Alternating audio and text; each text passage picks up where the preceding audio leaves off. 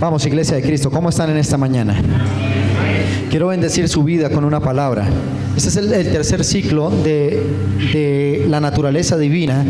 Y nos planteamos hace 8 días tres preguntas. Número 1, cómo ser participantes de la naturaleza divina. Número 2, qué efecto y consecuencia traerá sobre nuestra vida tener la naturaleza divina. Y número 3, cómo mantener y preservar la naturaleza divina en cada uno de nosotros, en la iglesia, en su ministerio, en su vida. Y es importante. Decíamos que naturaleza, voy a resumir rápidamente porque no tengo mucho tiempo. Voy con la última parte de esta trilogía, si lo podemos decir, porque es un estudio, una palabra dividida en 3 partes. Y recordamos que la palabra naturaleza tiene 4 definiciones, pero voy a leer una de ellas, que es la número 4, que es el instinto, propensión o inclinación. Diga conmigo: instinto, propensión o inclinación de las cosas con que pretende su conservación y aumento.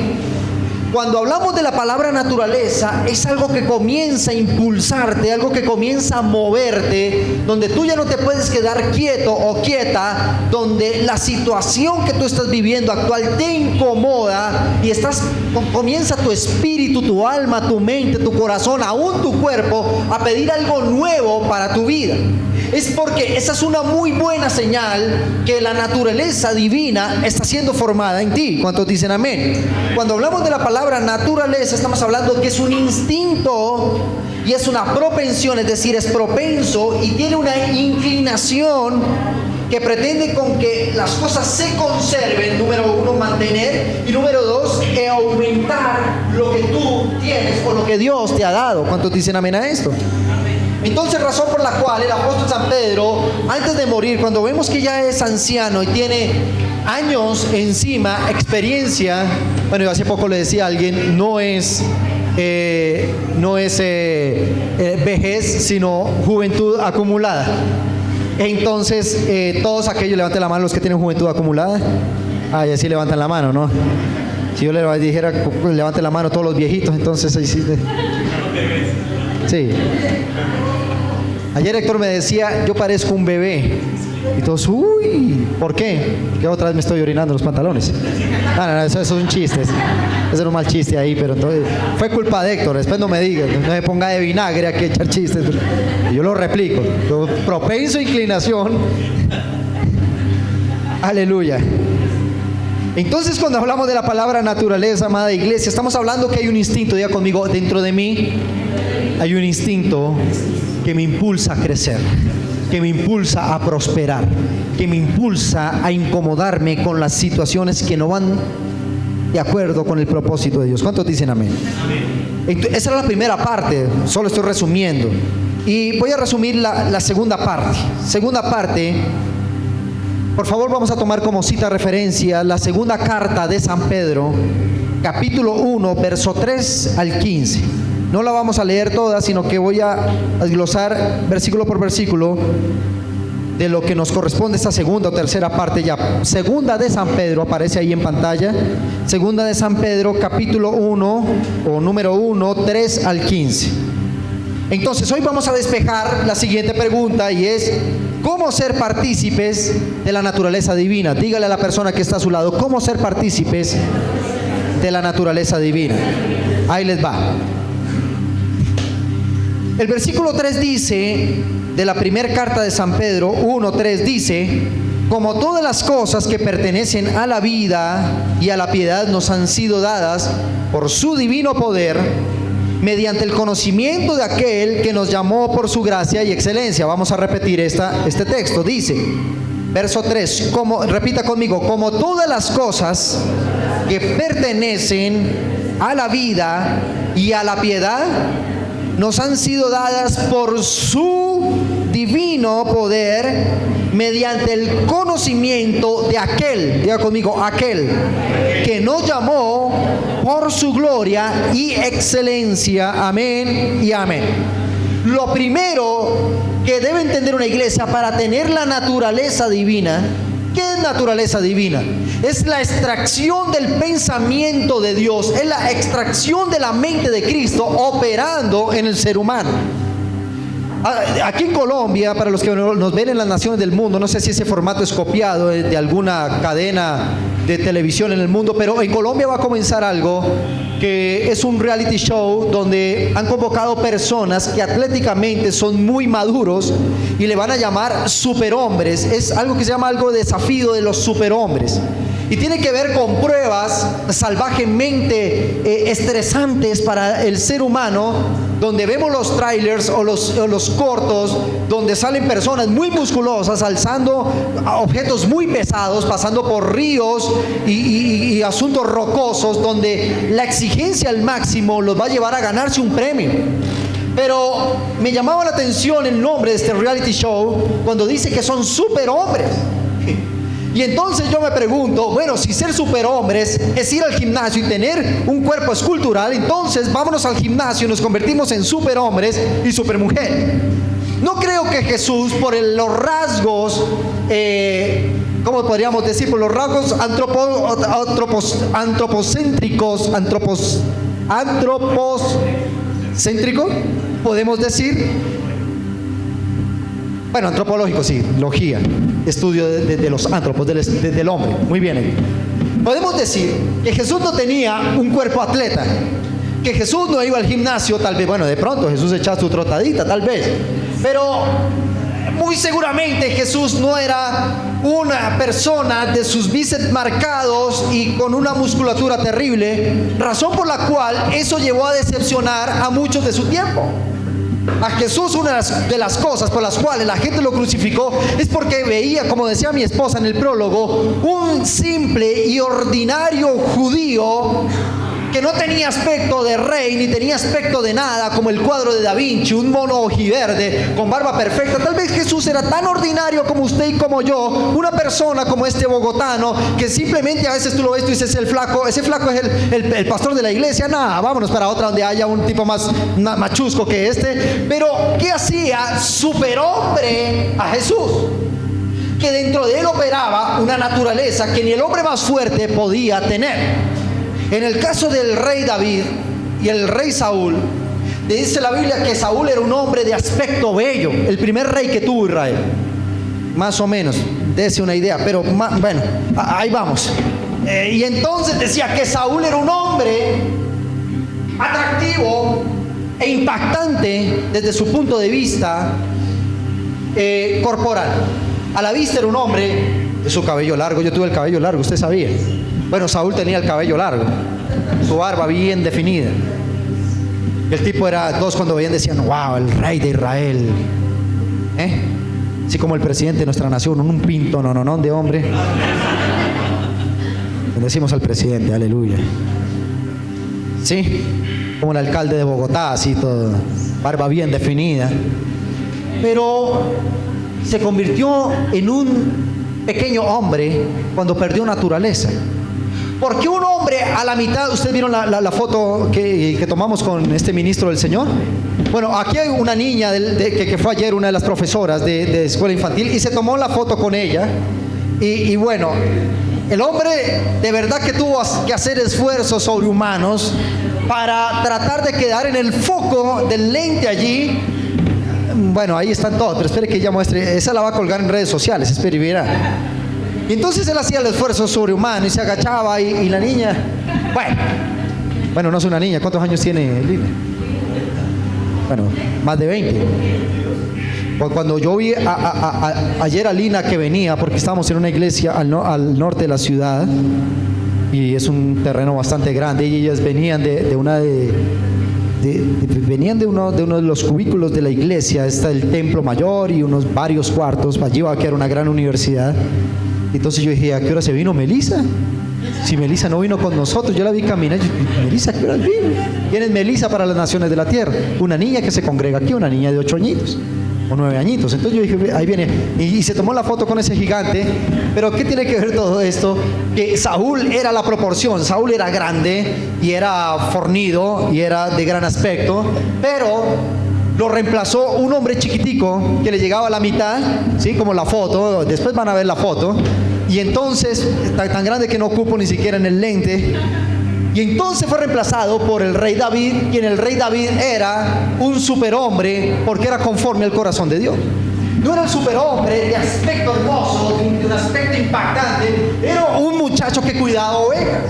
Un pequeño rubiecillo que la gente decía, y ese va a ser el rey de Israel. Eso más bien es como un buen chiste. Pero él se convirtió, él superó el aspecto personal, porque dentro del rey David operaba la naturaleza divina de Dios y se convirtió en un superhombre que mataba osos, mataba leones y mató a un gigante que era 3 veces más alto que él, porque su naturalidad lo hizo un superhombre. Esos sí son superhombres. Diga conmigo, los que estamos aquí somos superhombres y supermujeres. Bueno, usted como que no me creyó lo que le acabo de decir. Díganle a la persona que está a su lado, mírame bien, porque no estás viendo a un cachaco, ni a un tolimense, ni a un huilense, ni un costeño, Estás viendo a un superhombre, estás viendo a una supermujer. A ver, las mujeres hagan así, digan, una supermujer. Y el superhombre que hoy les está predicando, aunque tiene carita en desorden, no mentira, yo soy bonito, pero la supernaturaleza del Espíritu es lo que te hace algo extraordinario que nadie puede realizar sobre la tierra. Puede presentarse un Goliat, que era un hombre atlético, pero un hombre pequeñito, de aspecto no muy agradable, se convirtió en el superhombre que derrotó al gigante, porque dentro de él estaba la naturaleza divina. ¿Cuántos dicen amén a eso? Quiero que comiences a creer esta palabra, porque voy a entrar al terreno muy serio del asunto, y es que estoy hablando con una iglesia supernatural. ¿Qué es una iglesia supernatural? Diga conmigo, sencillo. Diga conmigo, sencillo.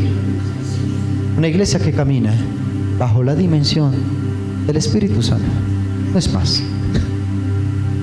Porque nosotros somos microbios en un cosmos eterno. ¿Y por qué Dios nos hace superhombres y supermujeres? Caminar sobre las aguas, resucitar a los muertos, a los paralíticos levantarlos de sus sillas. Eso ni el más superhombre, gigante y poderoso, porque sea, lo puede hacer. Un superhombre y una supermujer que están aquí sentados y que nos están viendo a través de la pantalla, son aquellos que podrán hacer las cosas extraordinarias que nadie en el mundo podrá hacer, porque los ungidos somos los que tenemos el poder para transformar la vida de alguien. Solo los superhombres y las supermujeres que se han doblegado delante de la presencia de Dios y han aceptado a Cristo en su corazón se convierten en las personas solución para la tierra. ¿Cuántos dicen amén? Entonces, este es el último punto de esta trilogía. ¿Cómo ser partícipes de la naturaleza divina? Número 1, entendiendo, como dice la palabra, que todas las cosas pertenecen a la vida y de la piedad, nos han sido dadas por su divino poder, mediante el conocimiento de aquel que nos llamó por su gloria y su excelencia. Dígale al que está a su lado, ¿cómo ser partícipes de la naturaleza divina? Dígale de nuevo, entendiendo que todo lo que tenemos viene y es dado por Dios. ¿Cuántos creen esto? Primer paso para ser superhombres y supermujeres, supernaturales, entender que todo viene de Dios. ¿Qué ministerio el del pastor? No es el ministerio del pastor, es lo que Dios le ha dado al pastor. Lo que Dios le dio a un insignificante y ordinario hombre, se lo dio para transformar la vida de alguien. Número 1, diga conmigo, entendiendo que todas las cosas que tengo y que he de tener provienen de Dios. Eso me hace hombre o mujer supernatural. Número 2, vamos a ser partícipes de la naturaleza divina. Dice el verso 4. No nos hemos salido. Vamos ahí, ¿verdad, doctor Julián? Vamos ahí. Verso 4 dice: por medio de las cuales nos han dado preciosas y grandísimas promesas, para que por ellas llegásemos a ser participantes de la naturaleza divina. Número 2, ¿cómo podemos acceder y tener una naturaleza divina? Por medio de las cuales nos ha dado grandísimas y preciosas promesas. ¿Cuántos aquí tienen grandísimas y preciosas promesas? Creo que solo el 20% de la iglesia. Bueno, yo entro dentro de ese 20%. Ahora te voy a decir algo. Cuando dice grandísimas y preciosas, ¿qué? Promesas. Cuando hablamos de la palabra promesa, no estamos hablando de realidades presentes. Promesa es algo que ha de suceder. La iglesia que se mueve por lo sensorial, por lo que ve y lo que tiene, y dice, mi bendición es lo que estoy tocando, es una iglesia que pierde naturaleza divina. Pero la iglesia que camina, escúchame bien, la iglesia que camina por la promesa, lo que aún no veo, lo que aún no ha llegado a mis manos, pero sé que ha de venir, es una iglesia que gana naturaleza divina. ¿Cuántos dicen amén a esto? Entonces, número 2, accediendo a la palabra. ¿Cómo dice? Por medio de las cuales nos ha dado grandísimas y preciosas promesas. Aquí voy a romper la USB o la micro SD, porque yo no voy a volver a decir cassette, porque algunos ahí detrás de la pantalla, chicos de la generación nueva, no entienden lo que es un cassette. Yo escuché predicaciones cuando decían, voy a romperte el cassette, ahora te va a romper la micro memoria USB. Escúchame bien, diga conmigo, Dios nunca me dará productos terminados. Uy, ¿qué dijo el pastor? Ya conmigo, Dios nunca me dará productos terminados. Dios me va a entregar palabras y promesas que mediante la naturaleza divina las voy a desarrollar y voy a hacer que ese verbo, que es una palabra, se haga carne, factible en nosotros. ¿Cuántos dicen amén? ¿Cuántos dicen amén? Entonces, ¿cómo podemos acceder a esa naturaleza? Creyendo, número 1, que Dios nos ha dado preciosas y grandísimas promesas y que la unción que hay dentro de usted va a materializar esa bendición. ¿Cuántos anhelan esto en el nombre de Jesús? Número 3, habiendo huido de la corrupción y la concupiscencia. Diga conmigo, habiendo huido de la concupiscencia y la corrupción. Mismo verso 4 dice, habiendo huido de la corrupción que hay en el mundo a causa de la concupiscencia. ¿Qué quiere decir esto? Diga conmigo, cristianos, hijos de Dios, definidos en su credo. ¿Qué te hace o qué me hace perder naturaleza divina? Hace perder cuando sirvo a dos señores. Cuando en la iglesia soy uno, afuera soy otro. Cuando en la iglesia adoro y en el mundo bebo licor. Cuando en la iglesia soy uno y levanto mis manos y soy el más santo y todo el mundo te ve y dice, qué hombre o mujer tan santa, pero nada que ver con la realidad de tu día a día. Eso resta naturalidad al ser humano. Por eso él dice, una de las maneras de mantener, preservar, recibir, mantener y preservar la naturaleza divina es huyendo, diga conmigo, huyendo de la corrupción y la concupiscencia. ¿Cuántos dicen amén? Esto tiene que ver con ser cristianos definidos. Diga conmigo, cristianos definidos. ¿Por qué tú hoy ya no bebes licor? Es porque el pastor te lo prohíba. Es más, ni la Biblia te lo prohíbe, ¿sabes? Te advierte, mas no te prohíbe. Usted y yo no fumamos hoy, no consumimos drogas, no miramos mujeres que no sean nuestra esposa u hombres que no sean su esposo, porque dentro de usted hay una naturaleza que le impide hacer esto. El hombre, ¿cómo se va a conocer que una iglesia camina bajo la dimensión de lo natural, de la naturaleza divina? Cuando ya las cosas del mundo te molestan, cuando las cosas del mundo comienzan a ejercer en ti un repudio tremendo, que tú dices, no me interesa, no me halaga y no deseo cosas que me aparten de la presencia de Dios, cosas que me resten naturaleza, ya no me agrada. Yo decía el viernes algo un poco jocoso. Aunque la tentación no hay que soportarla, sino hay que huirle, escúchame bien. Cuando la naturaleza divina de Dios está formada en nosotros, por la cual dice el apóstol San Pedro, debemos huir de la corrupción y la concupiscencia. No es que tú tengas enfrente a una mujer, varón, estoy hablando con los varones, y tú digas, uy, pero estoy que me reviento, qué vieja tan linda, pero hay algo que tú dices, no, ya aprieto, usted dice, no. Y entonces cuando estás que te revientas, ¿por qué se ríen? ¿De qué se acordaron?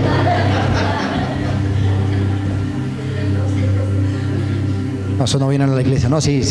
Veníamos a la iglesia, ya no. Pero no, escúchame bien algo.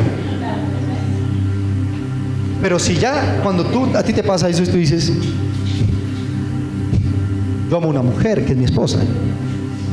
Es lo mismo que le pasó a Jesús en el desierto. Jesús se le presentó a Satanás con una gran tentación, bueno, no femenina tal vez, pero dice que fue tentado en todo. De pronto se le mandó una super vieja allá al desierto, uno nunca sabe por qué dice, y tentado en todo. Pero cuando Jesús fue tentado, Jesús no lo vimos apretando allá.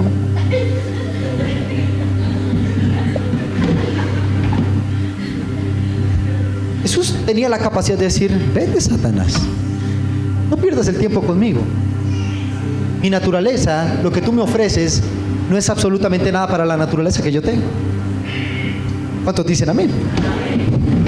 Y esto no solo en el aspecto de coloco ese ejemplo, puede pasar muchísimas cosas. Puede ser que hoy estemos aquí y en una tarima. Mire, yo les decía el viernes lo siguiente: he hecho servicios con 1 y 2 personas, y yo boto el mensaje como si estuviera enfrente a un estadio de 30,000, porque la naturaleza que hay dentro de mí ya no me dice son 30,000 o son 2 o 3 personas, sino me dice haz lo que Dios te ha dicho, porque ya rueda una naturaleza divina. Si no hay 30,000, si no hay cámaras, si no hay reconocimiento, entonces yo no predico. Eso no resta naturaleza, eso no resta el don de Dios que hay en nosotros para manifestarlo.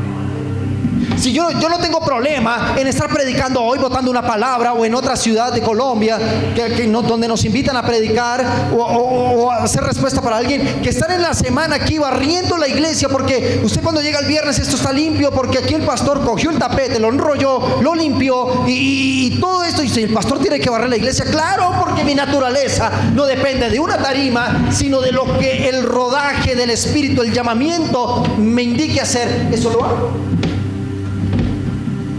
Ya conmigo, naturaleza divina es cuando ya no vives tú, sino que Cristo.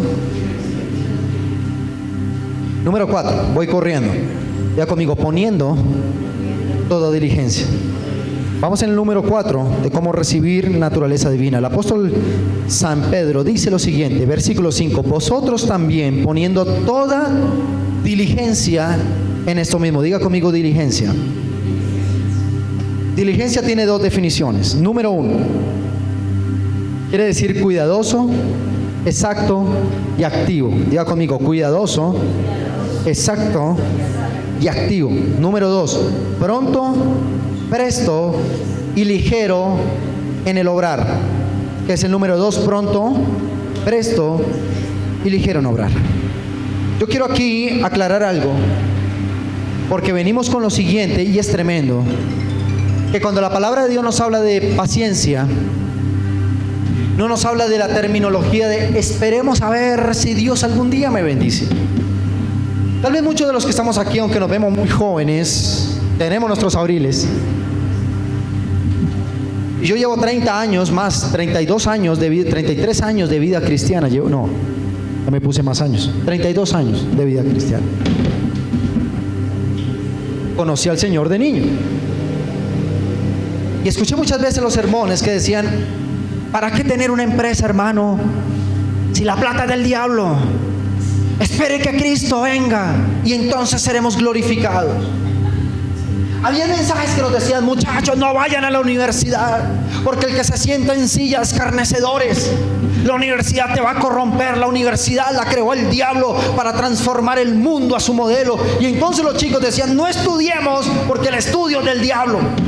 Y nos inculcaron una impaciencia falsa, donde decíamos: espera, hermano, está en la mala situación, eso te lo mandó Dios, no te preocupes, el desierto, espérate tu desierto, Cristo viene pronto. Y entonces se fueron generaciones y generaciones en el desierto, donde nunca entendieron el propósito de transformar una vida. Y ahí es cuando la palabra dice: mis pensamientos no son vuestros pensamientos. Yo le voy a decir esto: cuando hablamos de la palabra paciencia, no estamos ahí, esperemos que Dios algún día se acuerde de mí. Dios no necesita acordarse de usted, porque desde antes de formarlo en el vientre ya sabía quién era usted.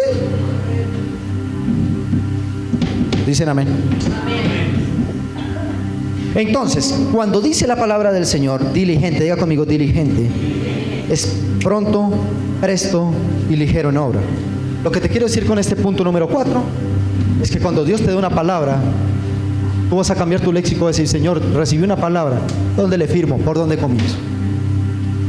Diligencia a la palabra. Por eso hablamos que Dios da grandísimas, ¿qué? Promesas. ¿Y la promesa qué es? Palabra. Pero dice: siendo diligentes.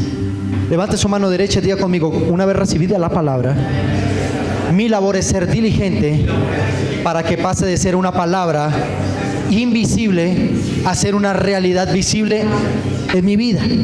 ¿Cuántos dicen amén? ¿Entendimos esta parte? Ahora, en el punto número 5, ¿cómo obtener naturaleza divina? El apóstol San Pedro dice lo siguiente: añadiendo cada día más. Diga conmigo: añadiendo cada día más. la naturaleza divina en nosotros. Es decir, cada día debe haber un mayor acercamiento a Dios, y esto nos llevará a, número 1, Él dice, a la fe colocarle virtud. ¿Qué dije? Dígalo fuerte. A la fe colocarle. ¿Qué es la fe? Vamos, dígalo. De lo que ¿qué? No se ve. La convicción de lo que sé. Entonces, escúcheme bien lo siguiente. A la fe colocarle virtud. La fe es lo que Dios te ha hablado, pero aún no lo has visto materializado en tu vida. La fe es la promesa, es la palabra, las grandísimas promesas que tú dices, tan bonito que predican, pero no veo nada de lo que me predican. Dios te habló de prosperidad, Dios te habló de empresa, Dios te habló de una casa, te habló de un negocio, de un poderoso ministerio, y todavía no lo ves. Es porque Dios entrega promesas. Entonces, escúchame bien. Él dice, a la fe colocarle virtud. ¿Qué es la palabra virtud? La palabra virtud tiene 4 definiciones. Número 1, es una actividad o fuerza de las cosas para producir o causar efectos. ¿Qué es virtud? Ya conmigo, es una fuerza que produce y causa efectos o resultados. Número 2, es una fuerza, es vigor y es valor. Número 3, poder o potestad de obrar. Número 4, cuyo nombre indica fuerza viril e indomable para cumplir las operaciones divinas. Wow, ya conmigo, wow. ¿Cómo dice el apóstol San Pedro? ¿Quieren recibir naturaleza divina? Le dice a su iglesia, ¿quieren recibir naturaleza divina? Entonces a la fe colocadle virtud. ¿Quién es la persona virtuosa? Cuando nosotros, yo que estudié música, en los ámbitos de la música decía un virtuoso de la guitarra, el virtuoso del piano, el virtuoso de los tambores. ¿Qué es virtuoso? La persona virtuosa es que toma ese instrumento y lo hace sonar de una manera que tú dices, ¿un simple instrumento puede dar tanto? Virtud es tomar algo que está en reposo, está en quietud, pero tú lo pones a funcionar en torno a lo que fuiste llamado. Una guitarra sola, por muy fina que sea, no va a producir ninguna nota, porque si no hay nadie que virtuosamente la interprete, no va a pasar nada. ¿Entendiste eso?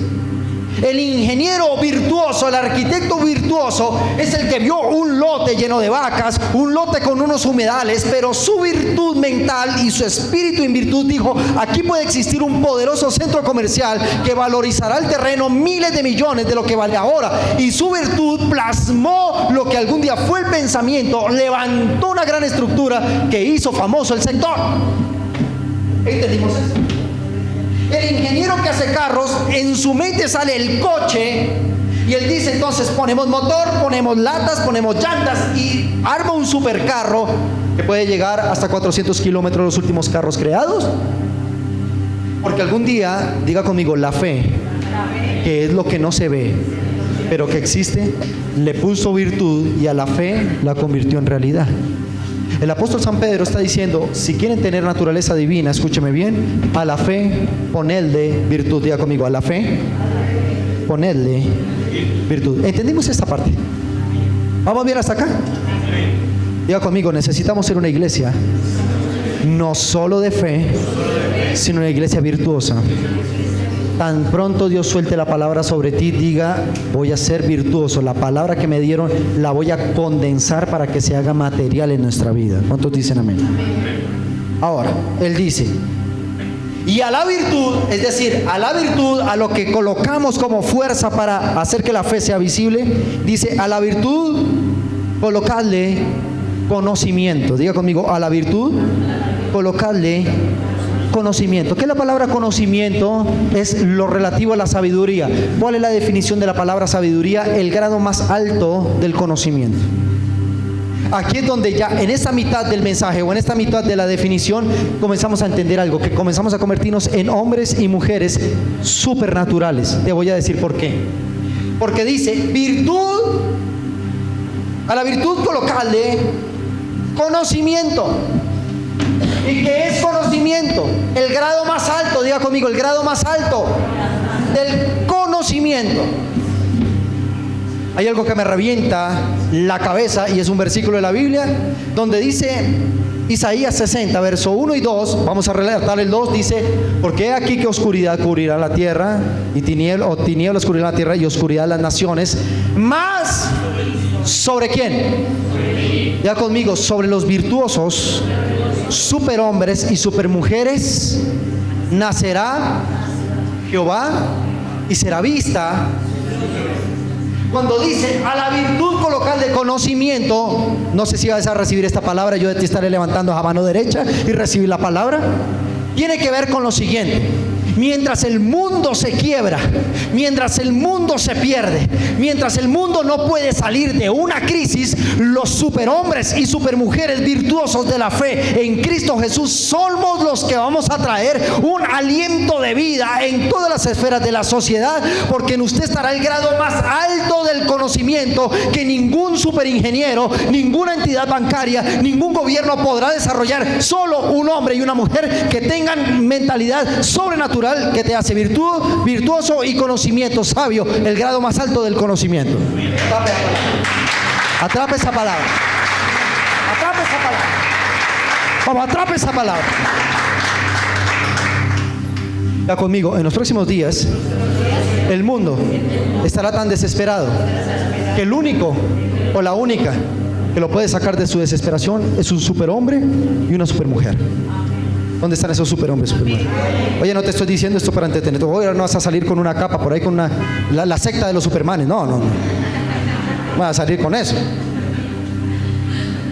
Los supermía. Pareciera enredado, pero es tan sencillo tener supernaturaleza. A ver, deme un ejemplo de lo que el mundo no puede hacer y los hijos de Dios sí pueden hacer. Si el médico dice: ese cáncer te doy 3 meses para que sigas viviendo, los superhombres de Dios y las supermujeres de Dios con naturaleza divina vamos a decir las palabras que dijo Jesús: esa enfermedad que tienes no es para muerte.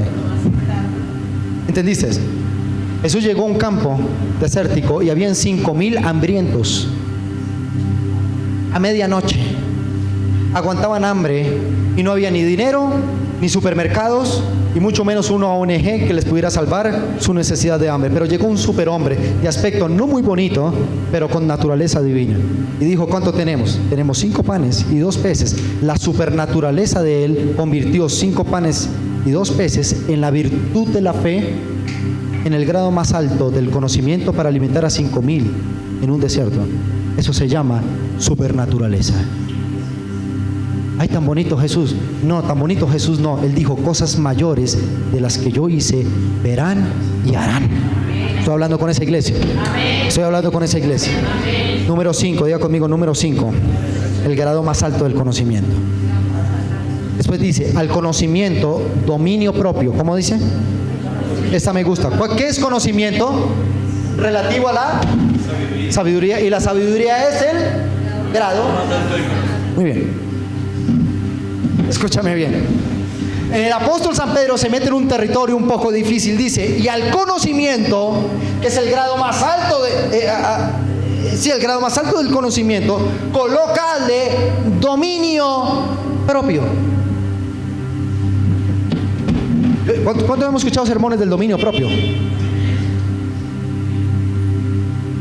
Mire, yo me acuerdo, yo no sé si mi papá se acuerda, salimos de un seminario, dominio propio, con era un moreno alto, él, de Trinidad y Tobago.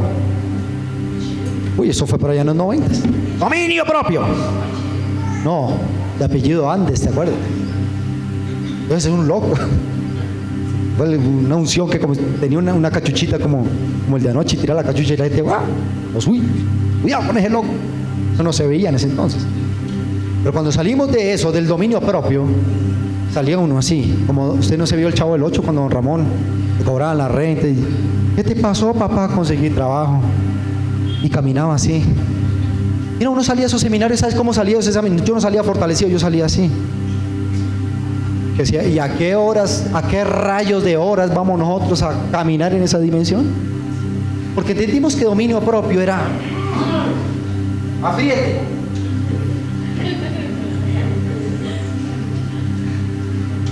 ¿Sabes qué es dominio propio?